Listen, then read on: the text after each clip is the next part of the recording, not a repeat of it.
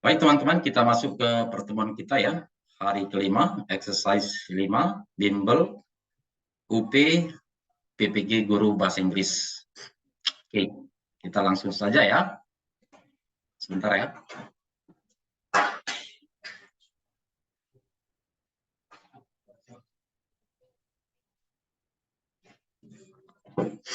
Ya, kita masuk soal nomor 1. Jadi di sini ada ini conversation ya, dialog. Lalu the expression number in the dialogue which doesn't sound English. Ya, jadi di sini masih ada beberapa yang salah.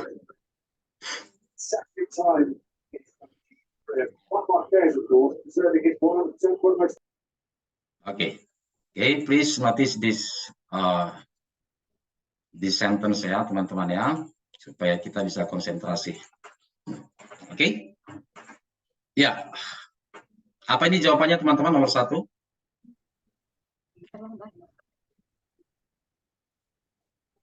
Ya. Kita perhatikan di sini. Please look at this one ya. Jadi ini sebenarnya cukup sederhana, tetapi bisa kita tidak menjawab dengan benar. Oke, teman-teman, sebagai guru bahasa Inggris, hal-hal seperti ini kita harus sadari ya. Contohnya yang sering saya perhatikan masih salah digunakan ya. Terima kasih sebelumnya.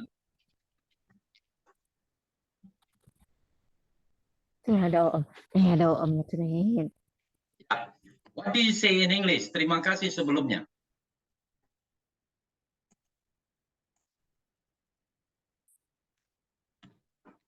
Oke. Jadi kita tidak bisa mengatakan thanks before. That is not English ya. But what?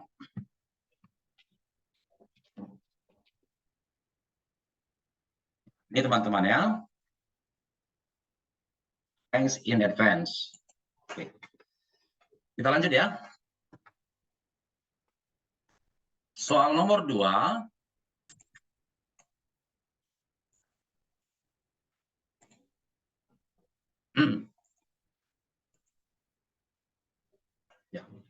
Which type of text which has a function to retell? Okay. So what is the keyword here? Yaitu to retell. Retell events. Ya, events or past actions ya. Kejadian-kejadian yang sudah lampau. Jadi Informing and entertaining. Ya, jadi kata kunci utamanya ini. Jadi di sini recount text itu termasuk tujuannya juga untuk menginformasikan dan to entertain ya. Jadi kita jangan terkecoh dengan jawaban nomor 2 ya, yang naratif. Jadi yang benar itu adalah recount. Recount. Yes. Ya, recount. Tolong diperhatikan ini ya, Bapak Ibu ya. Ya, please notice this ya. Oke, this one ya. Oke. Ya. Oke, let's go to the next number 3. Oke. Ya, di sini ditanyakan mengenai what indicator. Ya, indikator yang appropriate, yang cocok. Oke. Mr. Widodo teaches first grade of SMP. This is the first day. Ya, ini adalah hari pertama, teman-teman ya. Hari pertama. Jadi kita tahu bahwa di tingkat dasar tidak ada belajar bahasa Inggris. Jadi maknanya di situ apa? Tentu di sini tidak mungkin dia hal-hal yang rumit yang ditetapkan menjadi basic kompetensinya ya. Jadi basic competence itu adalah acuan untuk indikator. Oke.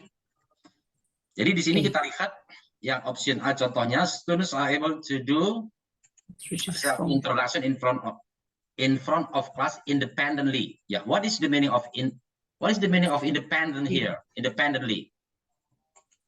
Ya, mandiri maksudnya gitu ya. Jadi kalau dikatakan independently itu ya tanpa arahan, tanpa panduan, itu maksudnya menurut saya ya. Maka di sini harus kita cari yang paling sederhana atau yang paling logik berdasarkan konteks soal. So Jadi di sini ya teman-teman ya. B.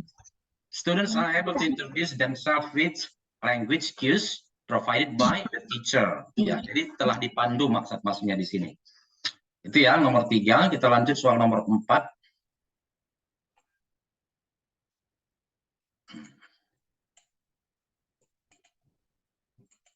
Ya. Instead of explaining various language expression of asking information, ya gitu ya, ada kata instead of, ya, daripada menjelaskan dengan instead of explaining various language expression of asking information, ya, daripada menjelaskan, dia lebih memilih Mrs. Swati di sini wants the students to discover this by utilizing technology. Daripada menjelaskan sendiri, dia memilih menggunakan teknologi. She may consider assigning the students to kecuali, ya, nomor 4. Di sini kira-kira apa nih teman-teman soal nomor 4? Asking the parents. Ya, ini tentu tidak logik ya, atau tidak etis. Iya, delta. Ya, jadi di sini semuanya ini fluency, video, internet, ya ini semuanya berhubungan dengan teknologi termasuk WhatsApp video. Tetapi di sini yang pilihan D ini tidak logik, tidak etis ya. Oke, kita lanjut. Question number 5. Ya.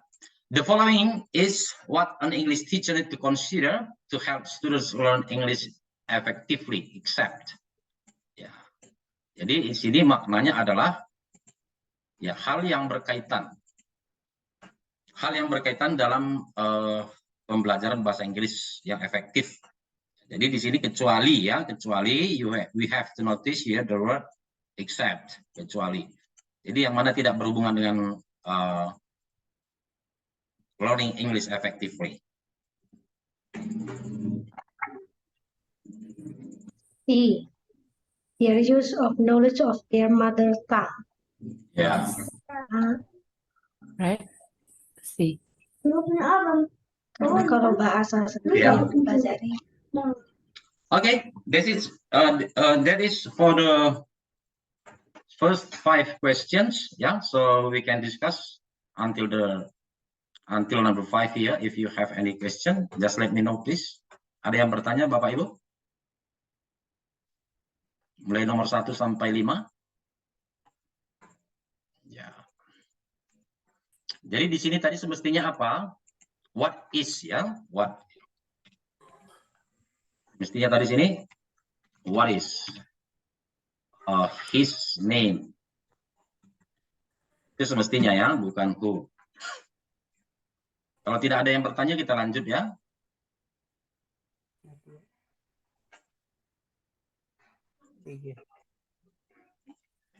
Bisa kita lanjut Bapak Ibu? Siap. Lanjut, Miss. Ya. Oke, kita lanjut soal nomor 6.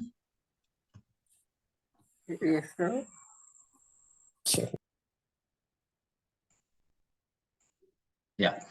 To measure students' speaking competence within the context of understanding narrative text, an English teacher can ask students to, ya, apa kata kunci soal Bapak Ibu? Narrative, understanding narrative text. Understanding narrative text. Narrative text. Oke. Jadi di sini kita lihat yang mana di sini yang berhubungan dengan naratif. Berhubungan dengan story. Ya, story. Kalau past experience, what type of text is it? Ini apa ya? Recount ya. Recount. Ini juga recount.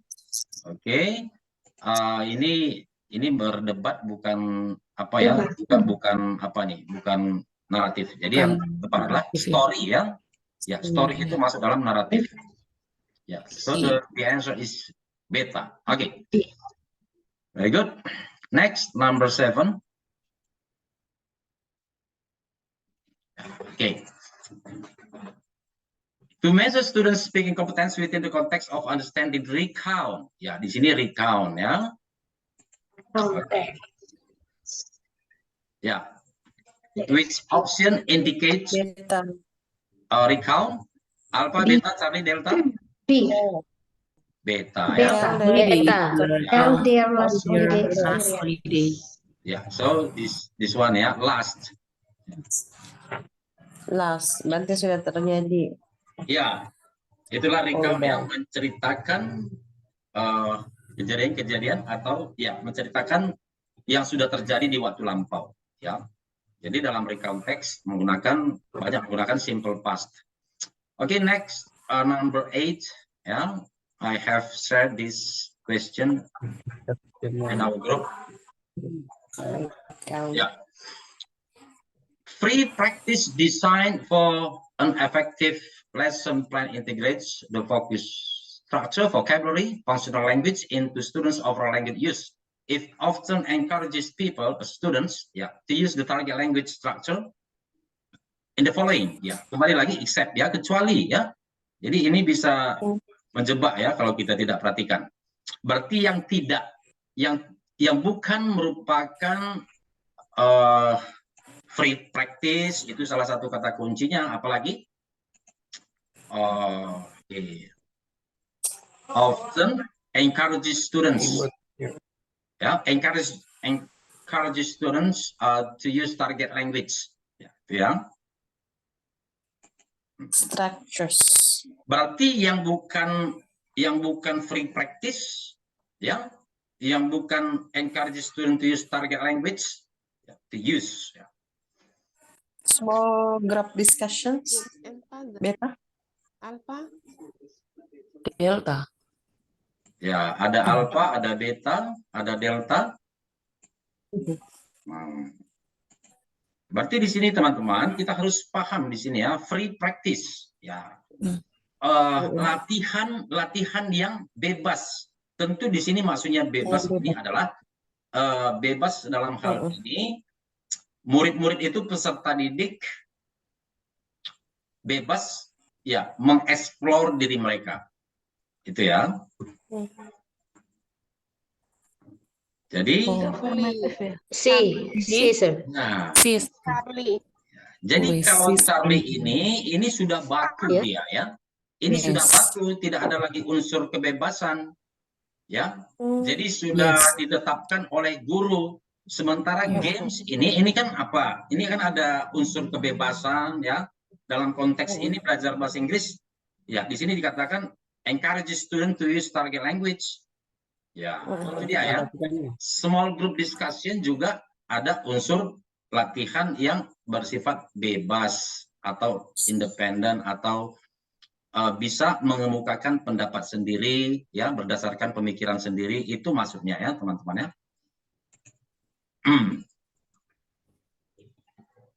Ya, bentar ya, ada chatting. Oke. Ya, terima kasih. Kita lanjut ya. Oke. We are going to number 9. Okay. In his class, Mr. Mike found students have low motivation in participating in reading activity. Ya, jadi pertama ada low motivation, motivasi yang rendah, tidak semangat gitu ya. He tries to make a classroom action research by involving students in cooperating learning activities. He can choose to apply the following except. Ya, apakah kita sudah memahami soalnya, teman-teman? Kalau kita belum memahami soal, maka ini agak kesulitan kita mengerjakannya ya. Bisa dipahami soalnya?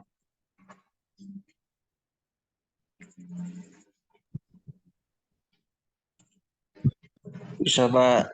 Bisa ya? Mencari teknik. Jadi dalam kelas Pak Mike itu, ya motivasi peserta didik untuk belajar dalam reading activity ya rendah. Oleh karena itu dia mencoba melakukan sebuah penelitian tindakan kelas, classroom action research, dengan menerapkan cooperating learning. Lalu, yang mana yang bisa dia terapkan di bawah ini? Kecuali, maknanya di sini apa? Yaitu yang bukan merupakan cooperative learning. Ya. Apakah contohnya Think PSR ini cooperative learning? Atau Yes, Jigsaw, apakah ini cooperative learning? Ya, yang mana yang Yes, sudah sir. familiar bagi kita? Coba kita sebutkan. Jigsaw cooperative learning tidak? Cooperative learning. Berarti ini bukan jawaban ya. Kita tandain merah ya. Yeah. Think PSR, is it cooperative learning? Yes, sir. Yeah, What is cooperative learning. about option beta? Cooperative learning juga. Ya, berarti jawabannya jawabannya A. alfa ya. Apa? Iya. Nomor 9 alfa. Apa ini PQRST teknik? Here, Review, question, read, summary, Ya. apa dia? Berarti Test. berhubungan dengan apa ini? Reading comprehension mungkin ya? Reading tapi dia individu ya, Ya. personal. Jadi berkaitan, kalau saya tak salah ingat, ini berkaitan dengan strategi membaca, pemahaman membaca. ya, Salah ya? betul. Ya. Ya. Jadi kita lihat di sini ya.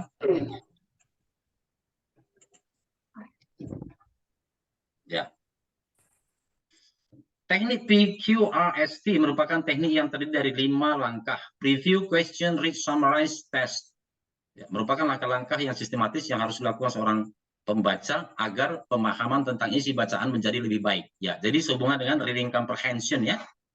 Itu dia. Jadi bukan cooperative learning. Oke, sudah bisa kita pahami nomor 9 ya, teman-teman.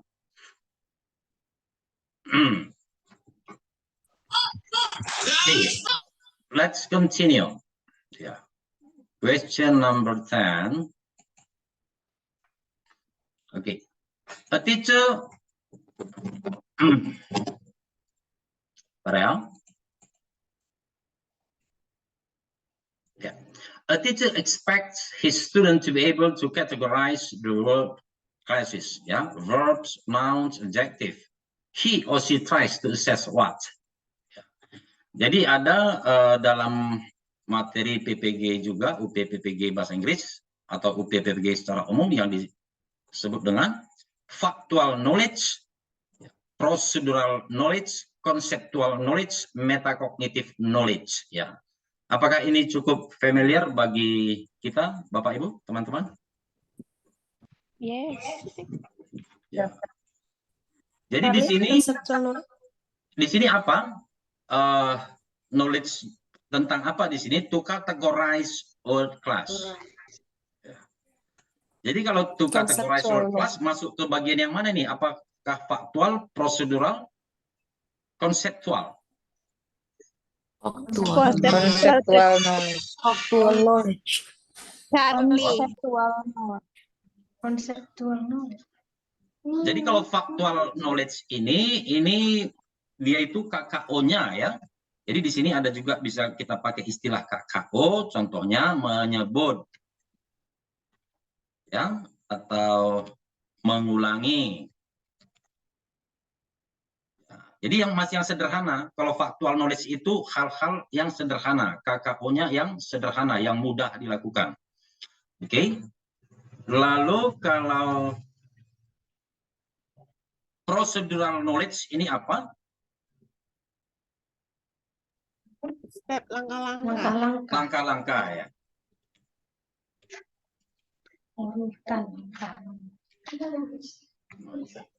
Kalau conceptual knowledge, Teori. Klasifikasi. ya mengklasifikasikan. Ya, jadi hal itu sama dengan mengkategorikan ya. Jadi oleh karena itulah di sini sama dia. Jadi kalau metacognitive knowledge itu adalah yang paling lengkap gitu ya. Jadi bagaimana seseorang menanggapi suatu masalah maka di sini dia menggunakan metacognitive knowledge-nya. Jadi di sini bisa juga kita katakan metacognitive knowledge itu adalah gabungan dari ketiga yang lain ini. Factual knowledge, procedural knowledge, conceptual knowledge, itu semuanya digabung masuk dalam metacognitive knowledge. Yeah, that's it. Yes. Okay, that is my explanation until number 10. So now I give you time. Maybe you want to ask something. Maybe you want to express your opinion. Please feel free to express your opinion, to ask something. Sir, kalau nomor 9 start teknik itu apa? STAD, teknik. Ya, STAD ya. Oke, kita lihat di sini dulu ya.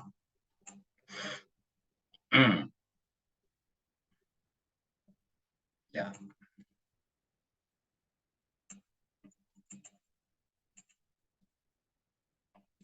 Okay. Student team achievement division is one technique in teaching learning process which is done by grouping the student in teams that consist of 4 or 5 students. Ya, jadi ini masih tentang cooperative learning juga ya. Jadi ini dia definisinya ya, sebuah teknik dalam proses mengajar yang dilakukan dengan cara menggrupkan ya, membuat grup yang terdiri dari 4 atau 5. Ya, itu dia. Oke, bisa ya, dipahami ya? Yes, sir. Jadi di sini juga di kunci jawaban dan pembahasan yang sudah saya share, saya juga sudah menyertakan ya, apa itu factual knowledge, konseptual, prosedural. Ya. Nanti teman-teman bisa baca lebih detailnya, ya, secara garis besarnya seperti yang tadi ya.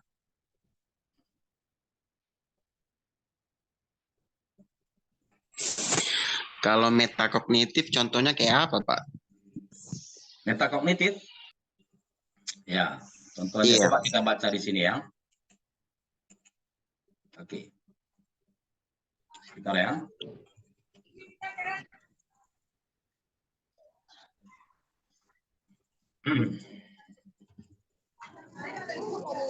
It includes knowledge about the subject, knowledge of the task, and knowledge of the strategy. Okay. Metacognition is one's ability to use prior knowledge to plan a strategy for approaching a learning task, take necessary steps to problem solve, reflect on and evaluate results, and modify one's approach as needed. It helps learners choose the right cognitive tool for the task and plays a critical role in successful learning. Oke, kita baca lagi di sini. Ya. Pelajari aja jawabannya. Bentar ya, tidak apa-apa, kita perdalam sini sedikit. Metakognitif adalah pengetahuan seseorang tentang sistem kognitifnya. Ya, berpikir seseorang tentang berpikirnya dan keterampilan esensial seorang dalam belajar untuk belajar. Menurut Herman, di sini metakognisi merupakan kesadaran seseorang tentang proses berpikirnya pada saat melakukan tugas tertentu, kemudian menggunakan kesadarannya untuk mengontrol apa yang dilakukan. Ya, jadi seperti tingkat IQ seseorang, gitu ya. Ya, jadi bagaimana kita berkelakuan, bertindak dalam keseharian, ya. Tentu kan kita bisa menilai seseorang, ya, bagaimana tingkah lakunya, behaviornya, tindakannya. Jadi secara keseluruhan itu bisa kita katakan metacognitive knowledge. Ya, jadi biasanya semakin tinggi tingkat pendidikan, ya, semakin banyak input-input yang bagus masuk ke dalam dirinya, maka metacognitive knowledge-nya semakin baik. Itu ya. Tadi kalau di awal tadi saya jelaskan, metacognitive knowledge ini, sebentar ya, ini seperti penggabungan dari 3 knowledge yang lain. Oke, silakan. Ibu Manik. Sir, kalau menurut saya tingkat metacognitive itu udah di bidang analisis kali Pak, atau create kalau di dalam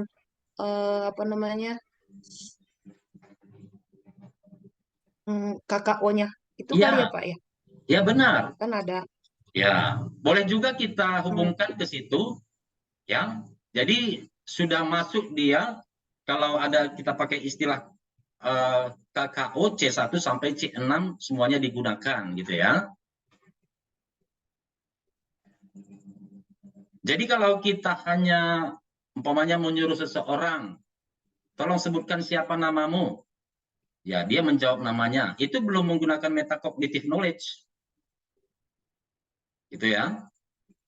Jadi ketika hal tersebut sudah umpamanya kita suruh seseorang melakukan sesuatu, ya, mulai dari awal sampai akhir, lalu kita lihat, oh ini metacognitive knowledge-nya masih rendah, contohnya gitu.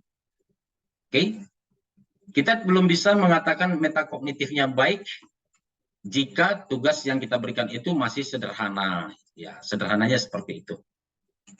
Bisa ya? Oke, kita lanjut ya.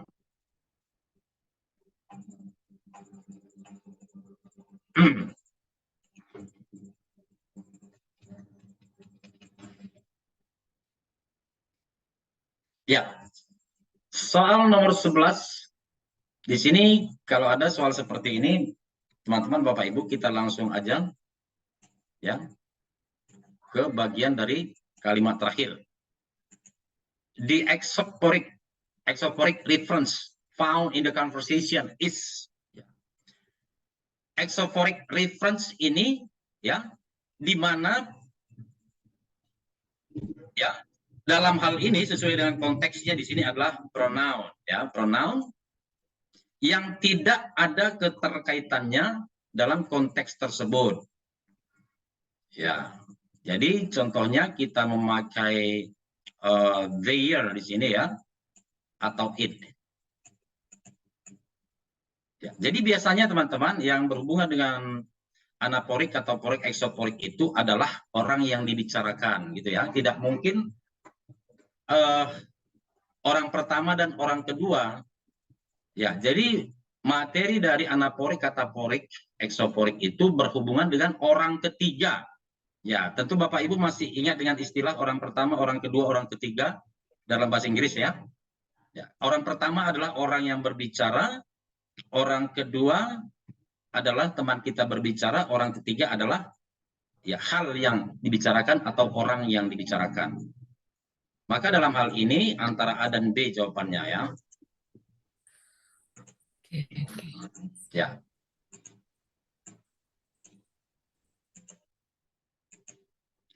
Lalu selanjutnya di sini coba kita lihat yang kata their, kita cari kata their di kalimat yang mana atau kata it, lalu kita lihat apakah ada referensinya di sana.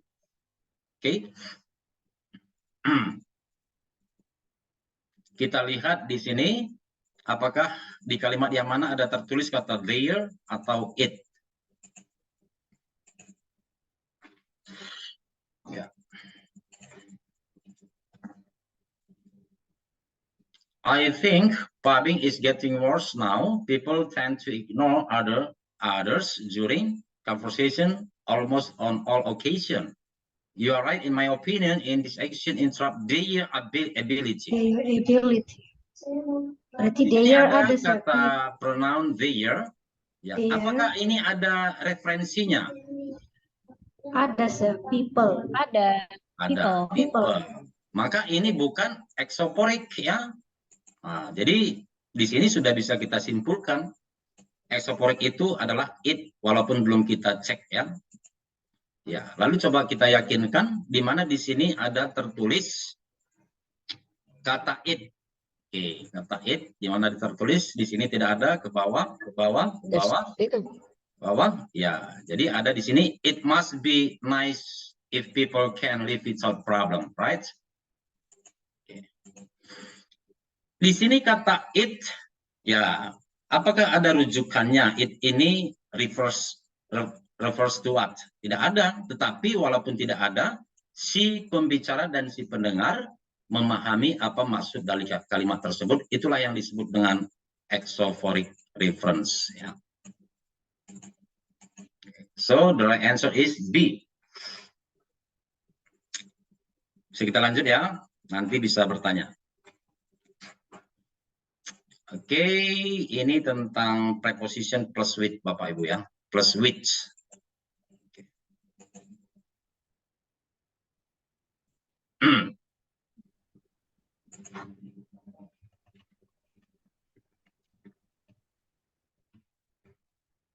Ya, kita perhatikan di sini.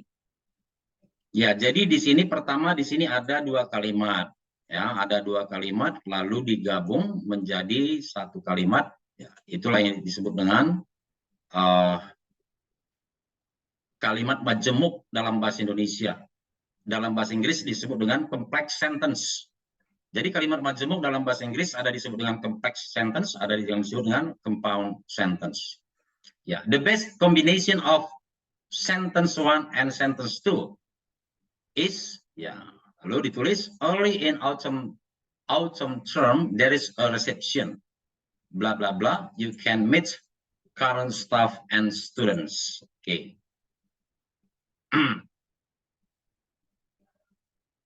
Pertama dikatakan early in the autumn term there is a reception, you can meet current staff and students at the reception. Ya, ada dikatakan at the reception. Ya, di sini ada penggunaan preposisi at plus the reception. Ya, maka ini sudah bisa menjadi salah satu panduan kita.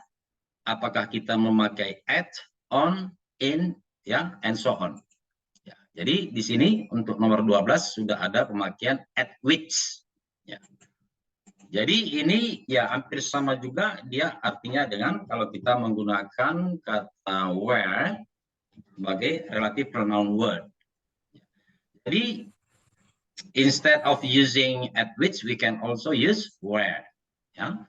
Early in autumn term there is a reception where you can meet current staff and students, atau at which you can meet current staff and students.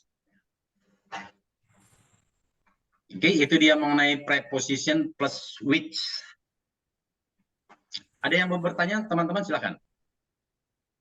Kalau yang in which penggunaannya yang bagaimana dia, Sir?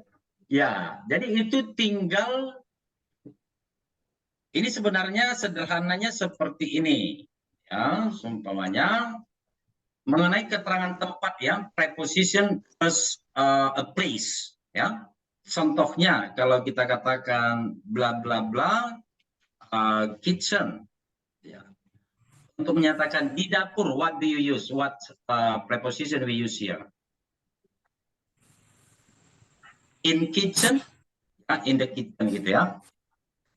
Apakah in the kitchen atau at the kitchen atau on the kitchen? In the kitchen. Ya, in the kitchen, Sepemahaman saya, right? Ya, jadi tinggal kita perhatikan aja keterangan tempatnya itu cocoknya menggunakan preposisi apa.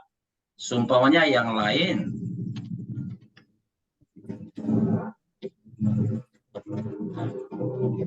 Jadi di sini di bandar udara, what preposition do we use here? Ya. In. Ya, At airport. di airport. Ya. Gitu Berarti, Sir, teman-teman. yang at itu cakupannya yang daerah atau areanya lebih luas gitu, Sir? Ya, jadi ini memang kita tidak bisa mengatakan apa namanya, membuat kategori tertentu ya. Tidak bisa 100% pasti, cuman yang secara umum ya, dalam hal ini tempat-tempat umum itu biasanya pakai at. Ya, tempat-tempat umum, at the bus station, at the beach.